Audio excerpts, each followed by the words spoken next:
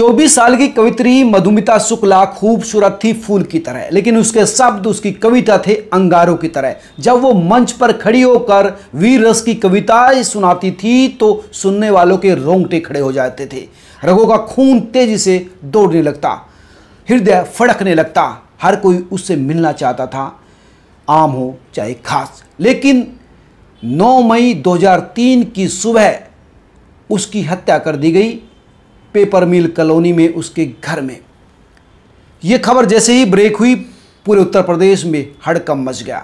हर कोई जानना चाहता था कि ये नवोदित जो कवित्री थी वो किसका शिकार हुई, कौन था उसका दुश्मन, आखिर क्यों इतनी बुरी तरह से उसको मारा गया।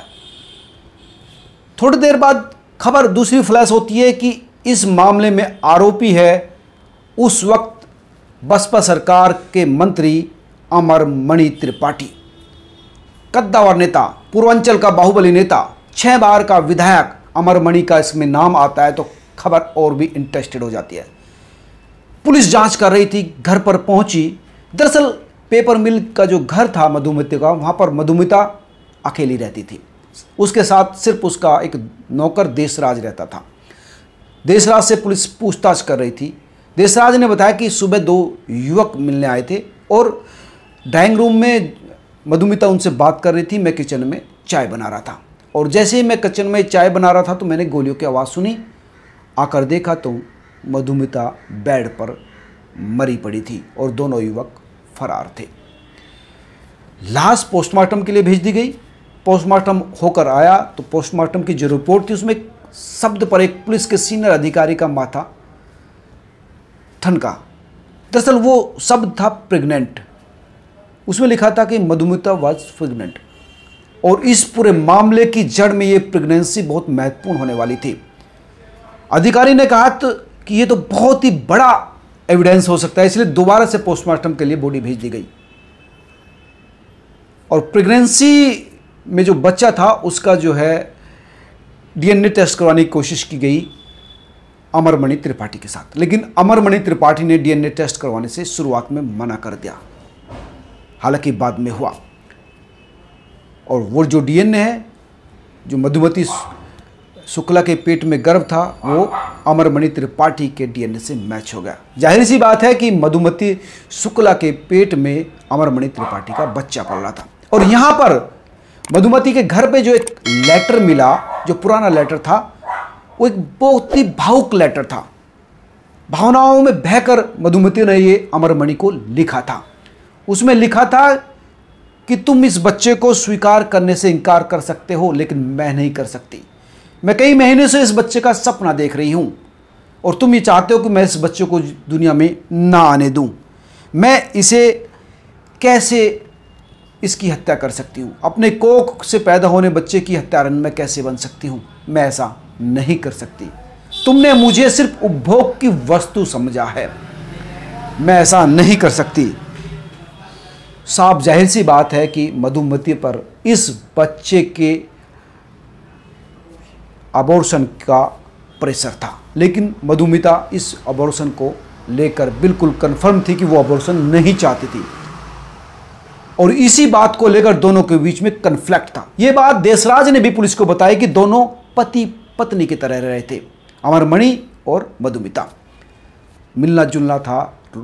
जैसे कविता में इस बड़ा नाम हो गई थी मधुमिता, इसी तरह से अमरमणि का साथ मिलने पर वो राजनीतिक गलियारों में भी काफ़ी फेमस हो गई थी और सब जानते थे अंदर खाने के दोनों के बीच क्या चल रहा था। लेकिन क्योंकि बड़े कद्दावर नेता के साथ का मामला था, इसलिए खुलकर कोई चर्चा नहीं कर सकता था। अखबारों में भी खबरें नहीं छपती थी। हालांकि उस वक्त सैटेलाइट चैनल भी आ गए थे, लेकिन ये चीज़ें अंदर खाने ही चल रही थी। लेकिन इस हत्याकांड में जो चीज़ें आ रही थी, तथ्य सामने आ रहे थे, देशराज जो बता रहा था, पुलिस के साथ ये सारी चीज़ें थे। लेकिन उस वक्त जो है बसपा सरकार थी, मायावती मुख्यमंत्री थी, तो इस मामले को दबाने की कोशिश की गई, लेकिन विपक्ष का दबाव इस पर बहुत तकड़ा बना। कुछ दिनों बाद ही सरकार पलटी, मुलायम सिंह की सरकार आई और अमरमणि बसपा से सपा में जा बैठे। और यहाँ भी सपा सरकार में जब मुख्यमंत्री मुलायम सिंह यादव थे, उन्होंने भी बचाने की कोशिश की, CBCID का जांच दी गई। लेकिन मधुमिता की जो बहन थी वो लगातार इस पूरे मामले पर कोशिश करती रही कि दोषियों को सजा मिले। निधि शुक्ला वो आज भी इस पूरे मामले पर बड़ी मेहनत कर रही है। सुप्रीम कोर्ट के निर्देश पर जब अमरमणि त्रिपाठी और मधुमणि त्रिपाठी जो पत्नी है उसकी, उनको छोड़ा गया, तो अब भी सुप्रीम कोर्ट के दरवाजे पर निधि शुक्ला ही खड़ी है, वही खड़खड़ा रही है। हालांकि सुप्रीम कोर्ट से तुरंत कोई राहत नहीं मिली।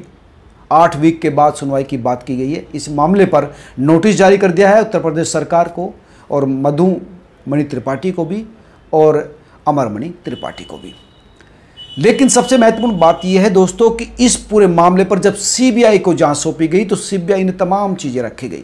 सीबीआई क्योंकि केंद्र के अधीन थी, उस वक्त सेंटर में अटल बिहारी वाजपेयी यानी बस बीजेपी की सरकार थी और अमरमणि त्रिपाठी बसपा के बाद सपा में गए, लेकिन बसपा से पहले वो बीजेपी में थी जब कल्याण सिंह की सरकार थी। और वहाँ पर बस्ती जो जिला पड़ता है, वहाँ पर एक व्यापारी के बेटे का अपहरण हुआ था, राहुल मदेशिया। और ये जब जांच में सामने आया कि राहुल मदेशिया को जब अपहरण करके रखा गया था तो वो अमरमणि त्रिपाठी के घर पर रखा गया था। ये बात जब सामने आई तो उसको बीजेपी सरकार ने अपने जो मंत्रिमंडल से बर्खास्त कर दिया। यानी हर पार्टी में अमरमणि त्रिपाठी का कद रहा है, चाहे बीजेपी हो, चाहे सपा हो, चाहे बसपा हो। और ये कद ही था कि वो लगातार जेल में होने के बाद भी अब पिछले कुछ दिनों से तो गोरखपुर जो मेडिकल कॉलेज है वहाँ पर मनोरोग विभाग में है। और इसी को लेकर निधि जो बहन है मधुमिता की, वो कह रही कि वो तो 62% दिन भी जो है जेल में नहीं रहा, जेल से बाहर ही रहा। दरअसल ये मामला जब सीबीआई के सामने आया तो निधि ने कहा कि इस पूरे मामले की अगर ईमानदारी से जांच करवानी हो तो चाहे तो इसको साउथ में भेज जाओ, तमिलनाडु में भेज दो या बाहर करो, लेकिन यूपी में मत करो। इसके बाद इस मामले को जो है देहरादून ट्रांसफ़र किया गया। देहरादून की जो अदालत ने इस पूरे मामले में 5 आरोपी ठहराए गए। 5 आरोपी कौन? एक तो अमरमणि त्रिपाठी, एक उसकी पत्नी मधुमणि त्रिपाठी, एक भतीजा जो अमरमणि त्रिपाठी का जो भतीजा था रोहित मणि त्रिपाठी, और 2 शूटर। एक शूटर का नाम संतोष राय और एक का नाम प्रकाश पांडे। हालांकि प्रकाश पांडे पहले देहरादून की अदालत से बच गए थे, लेकिन बाद में जब हाई कोर्ट उत्तराखंड गए, यानी जब हाई कोर्ट गए तो इसको भी, प्रकाश पांडे को भी उम्र कैद की सज़ा मिली। 5 लोगों को उम्र कैद की सज़ा मिली थी और लगभग 20 साल से ये लगातार जेल में थे। हालांकि जो मैंने बताया, निधि कह रहे कि बड़ा जो पार्ट्स है इस सज़ा का वो बाहर अमरमणि और उसकी पत्नी मधुमणि ने बिताया है। इसलिए सुप्रीम कोर्ट के आदेश पर जब इनको छोड़ा जा रहा है, छोड़ दिए गए हैं, तो उस पर पुनर्विचार के लिए याचिका दायर की है निधि शुक्ला ने। वहीं निधि शुक्ला का यह भी कहना है कि ये लोग अब बाहर आ जाएंगे तो उसकी जान को भी खतरा है, क्योंकि 20 साल से वही इस केस की पैरवी कर रही है। जाहिर सी बात है वो उनकी दुश्मन भी होगी। निधि के साथ अमरमणि के बेटे अमनमणि की जो सास है वो भी यही कह रही है कि उनकी जान को भी खतरा हो सकता है। दरअसल अमनमणि की शादी हुई थी सारा सिंह से और सारा सिंह की मौत हो गई थी 2015 में आगरा पर एक एक्सीडेंट के दौरान, जिसमें अमन को बहुत कम चोट लगी थी और सारा की मौत हो गई थी, जिसका आरोप भी जो है अमनमणि और अमरमणि पर लगा। जो सारा की मां कह रही है कि वो भी एक हत्या थी। तो इन लोगों का भी अपोज है। दरअसल 6 बार का सिटिंग विधायक रहा है अमरमणि और इनका एक बेटा जो अमनमणि है वो भी एक बार विधायक रहा है। दरअसल त्रिपाठी परिवार का महाराजगंज की नौतनवा सीट पर बहुत अच्छा और बड़ा जनाधार रहा है। 6 बार खुद वहाँ से विधायक रहे हैं, एक बार उनका बेटा अमनमणि रहा है और इसी वजह से तमाम राजनीतिक दल में उनकी पहुँच है, पकड़ है। हालांकि अब अमरमणि त्रिपाठी राजनीति नहीं कर सकते क्योंकि आजीवन कारावास वो भोग चुके हैं। हालांकि उनका बेटा अमनमणि त्रिपाठी एक बार विधायक रह चुका है। जाहिर सी बात है अब राजनीतिक भविष्य अमनमणि का होगा। मधुमिता शुक्ला केस से एक बात तो दोस्तों साफ जाहिर हो रही है कि ताकतवर व्यक्ति मोहब्बत भी अपनी शर्तों पर करता है, उसे दूसरों की भावनाओं की कोई कदर नहीं होती। मधुमिता का सिर्फ एक ही गुनाह था कि वो अपने बच्चों को जन्म देना चाहती थी, लेकिन मंत्री महोदय नहीं चाहते थे।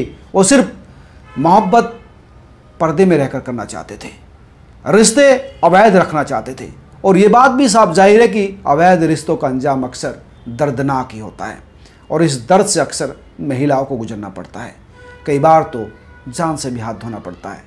और इसी वजह से वीर रस की कवित्री जिसकी बात सुनकर, जिसकी कविता सुनकर लोगों के रोंगटे खड़े हो जाते थे, लोग जज्बाती हो जाते थे, उसे बहुत कम उम्र में इस दुनिया को छोड़ना पड़ा।